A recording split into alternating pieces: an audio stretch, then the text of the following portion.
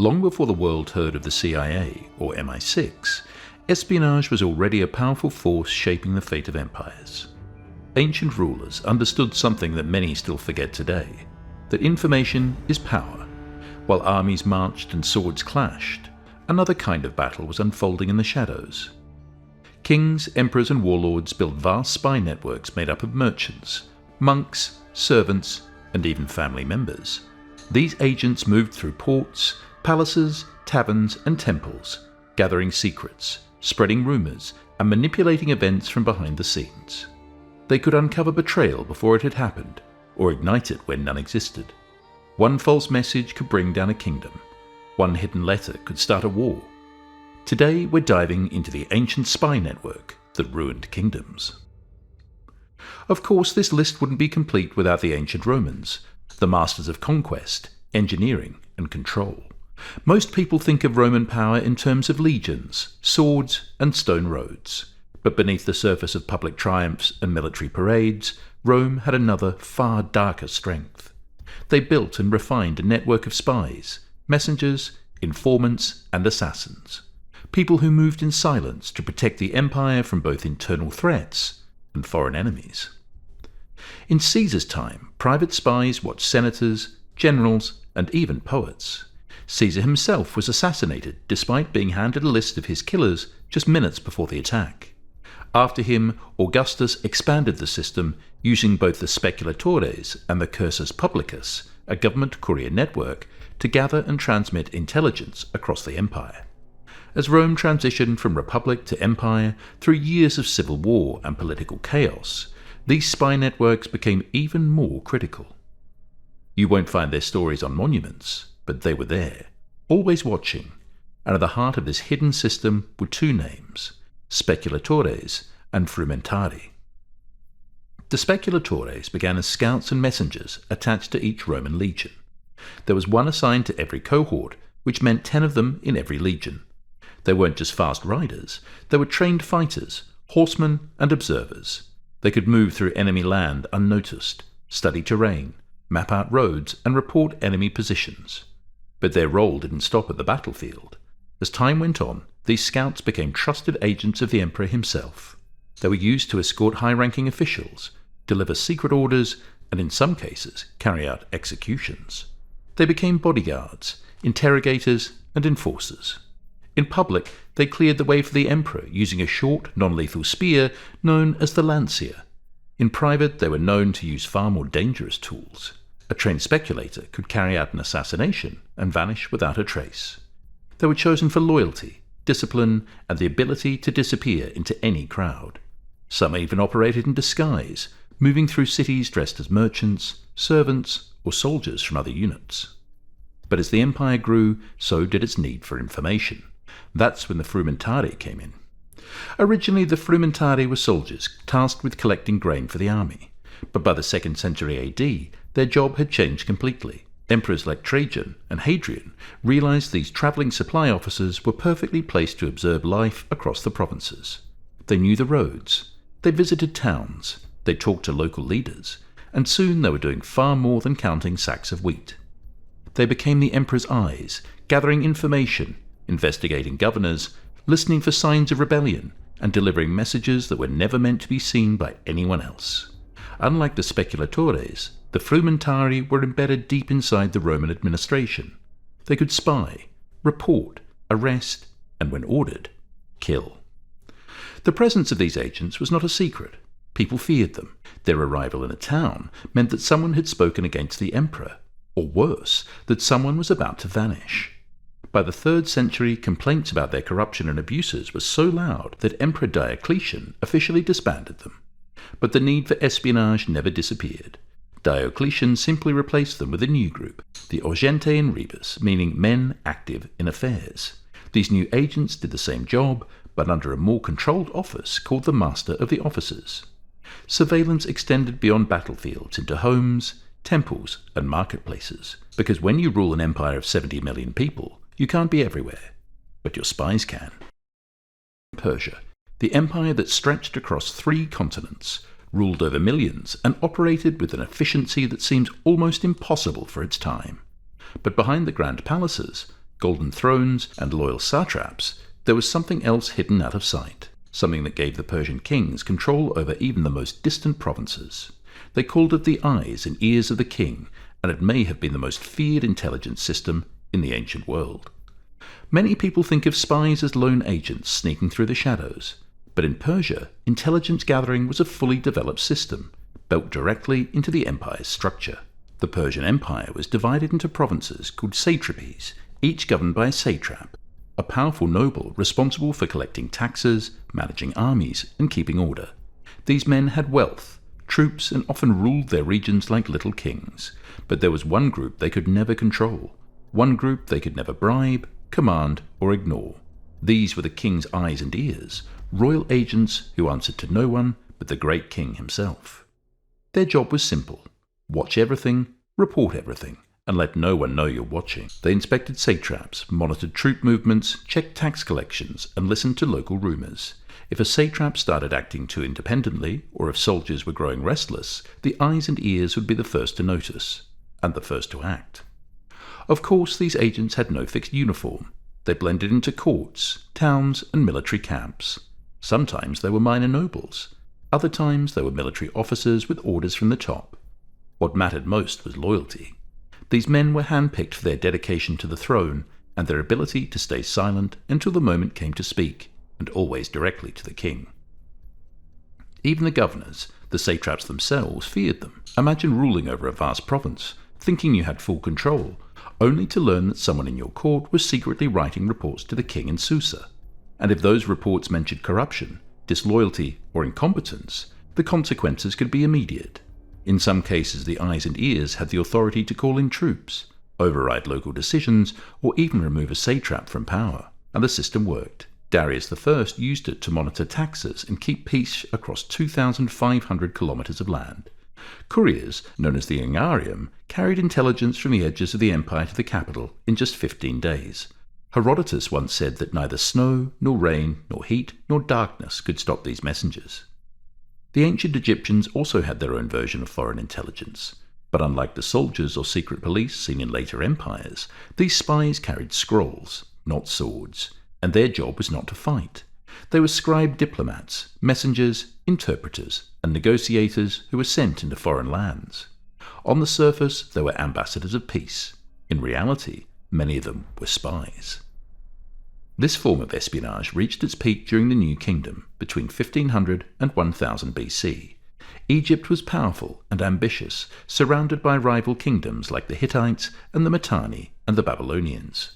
Pharaohs wanted to know what was happening beyond their borders, not just in official reports, but behind palace walls, inside army camps, and within the private conversations of foreign courts. And to gather that information, they used one of their most trusted tools, the diplomatic mission. A pharaoh would send scribes to other kingdoms under the pretext of forming alliances, arranging marriages, or exchanging gifts. These scribes travelled with elaborate letters and impressive offerings. They would arrive at foreign palaces with smiles, formal greetings, and honeyed words, but beneath the diplomacy, they were observing everything. How strong was the army? Were there signs of unrest? Was the king aging or facing pressure from his nobles? These were the details they were trained to notice. They recorded what they saw, not in obvious reports, but in coded letters and symbolic notes that only certain Egyptian officials could read. Sometimes these messages were hidden inside harmless trade documents or diplomatic correspondence. Other times they were smuggled out by trusted messengers. Some scribes even carried secret pockets sewn into their clothing to hide information they didn't want discovered. This kind of intelligence gathering was subtle but highly effective. It allowed the pharaoh to understand the strengths and weaknesses of his neighbours without ever lifting a weapon. It helped Egypt prepare for wars before they started, or avoid them altogether by exploiting rivalries and divisions. And when a foreign king sent his own envoys back to Egypt, the cycle continued. The Egyptians welcomed them with honour, but kept a close watch on every step they took inside the palace. One of the most famous examples of this quiet espionage came during the reign of Pharaoh Thutmose III. He sent diplomatic missions deep into the Levant, into cities that were officially allied with Egypt, but quietly leaning towards rebellion. His scribes returned with detailed reports of shifting loyalties, local uprisings, and hidden weapons caches. Armed with this knowledge, Thutmose launched a series of precise military campaigns that brought the region back under control before a full revolt could erupt. And it didn't stop at the border. Egyptian emissaries were also sent into the great Hittite and Mitanni kingdoms. There they watched for signs of weakness, political infighting, or disputes over royal succession, which were all useful cracks in the enemy's armour. Sometimes they even acted as provocateurs, spreading rumours or encouraging certain alliances just to weaken their host from within. In ancient China, wars were not always decided on the battlefield. Long before the clash of armies or the building of walls, spies were already moving. Quietly, they changed the outcome of battles before a single arrow was fired. No one understood this better than Sun Tzu. Around the 5th century BC, Sun Tzu wrote The Art of War, a military manual still studied in strategy schools across the world. His final chapter was titled Using Spies. For Sun Tzu, spies were not just useful, they were essential. He believed that wars could be won or lost based on how well a commander gathered and used secret information. He described 5 classes of spies. Each played a different role, but together they formed a complete system of espionage. The local spy was recruited from among the enemy's own people. The inside spy came from the enemy's court or military ranks. The reverse spy was an enemy agent who had been turned to report back to China. The dead spy was given false information to pass on, often without knowing they had been used, and the living spy was one who returned alive with real knowledge. When all 5 types were used correctly, Sun Tzu said they created an invisible web around the enemy, one that no army could see, but could strangle it from within. China's dynasties applied these methods for centuries. During the Han dynasty, from 206 BC to 220 AD, the empire faced a constant threat from Qiongnu, a powerful nomadic confederation in the north. While generals marched to the border, the Han court sent spies deep into enemy territory. Some posed as defectors, others were merchants or translators. They learned the movements of Qiongnu horsemen, the weaknesses in their camps, and the politics of their tribal leaders.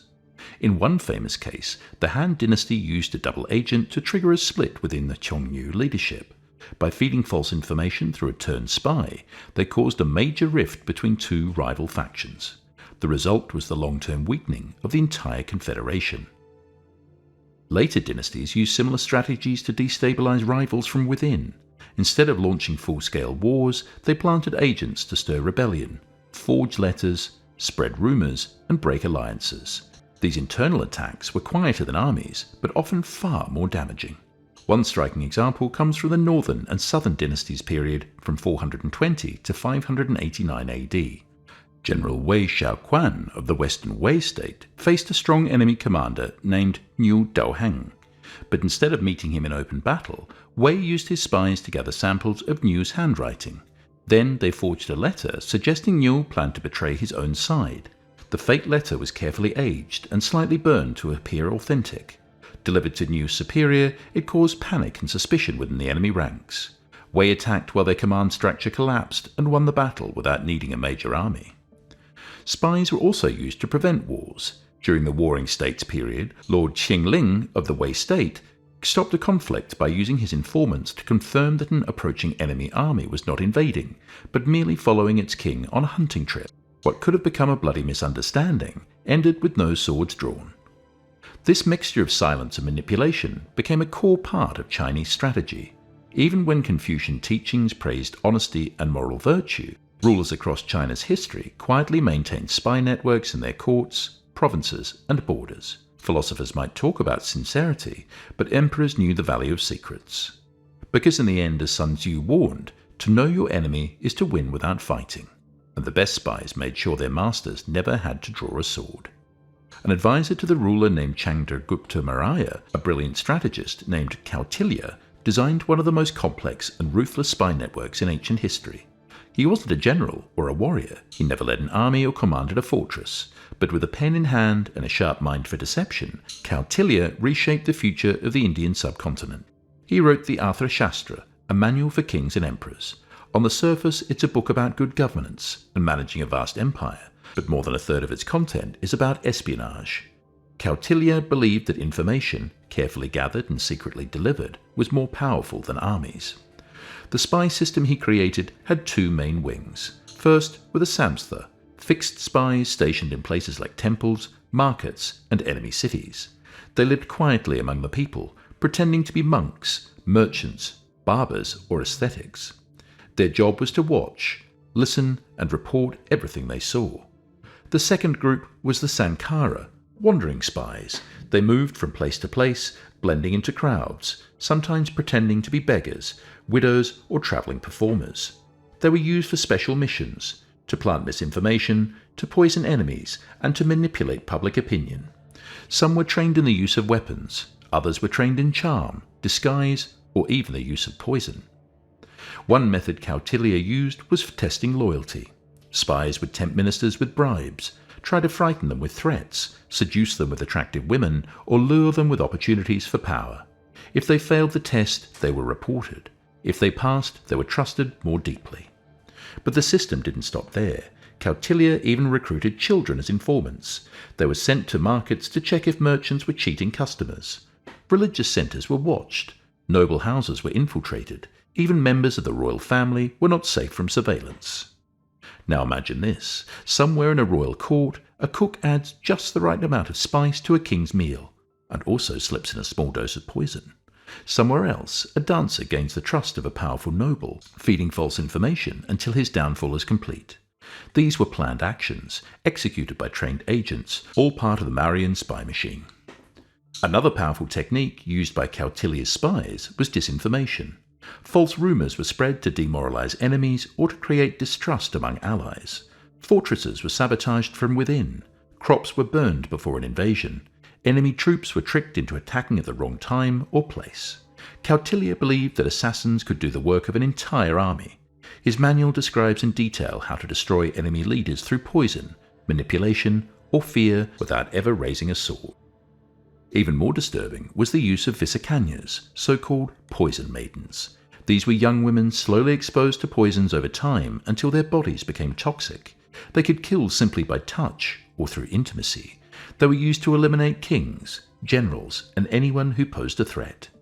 There is a story of a woman spy named Visakanya. Disguised as a courtesan, Visakanya entered the Mauryan capital of Pataliputra not as an artist, but as an instrument of revenge. Her sister, Sukesi, once a renowned court dancer and a fellow spy, had died under suspicious circumstances. Visakanya believed that the powerful strategist, Chanakya, was to blame, and she arrived with a poisoned dagger hidden in her robes, ready to strike during a royal ceremony. But instead of fulfilling her mission of vengeance, Visakanya was drawn into the empire's secret service. Her intelligence, beauty, and discipline caught the attention of Pushmaitra Sangha, head of the Mauryan spy network. Under his mentorship, she became part of the Gupta Sena, a clandestine unit of female spies operating in the shadows of the empire. These women were far more than seductive performers. They were trained operatives skilled in espionage, surveillance, infiltration, and silent assassination. The Gupta Sena was one of the most innovative aspects of the Mauryan intelligence system. Its members moved through enemy territories disguised as dancers, merchants, widows, or ascetics. They communicated through coded gestures and secret dialects. Some used charm to extract secrets from foreign officials. Visakanya herself participated in operations ranging from foiling assassination attempts on Emperor Chandragupta Maurya to dismantling a counterfeit currency ring threatening the stability of the empire. Her story, preserved in folklore and historical fiction like Nabe, offers a rare glimpse into the complex and often ruthless world of ancient Indian statecraft. During the time of the Byzantine Empire, power was rarely secured by armies alone. Behind the shining mosaics, towering cathedrals, and layers of imperial protocol, there existed a hidden world. The Byzantines knew that survival depended not just on strength, but on information, so they built one of the most complex, quiet, and effective spy networks the world had ever seen. From the very beginning, Byzantine emperors understood the value of secrets. Their capital, Constantinople, was the centre of diplomacy in the ancient world. Foreign embassies came through its gates constantly, bringing gifts, proposals, and plans. But within this maze of ceremonies and opulence, another layer was always at work. Hidden among the priests, merchants, and messengers were the true protectors of the empire: spies. Byzantium used many types of agents, often in plain sight. Merchants were ideal. They travelled freely, blended in, and heard everything. In busy ports and crowded markets, merchants picked up gossip, troop movements, political tensions, and anything useful. Then they passed it along as part of their business, wrapped inside trade deals and casual talk. Religious missions were also used for espionage. When the empire sent monks or bishops to other lands, they weren't only preaching. Many of them reported back to Constantinople with information about foreign leaders, internal conflicts, or secret alliances. Religious status gave them access, and access gave them knowledge. One group especially trusted with sensitive missions were eunuchs, men who, because of their altered status, were often seen as loyal and safe.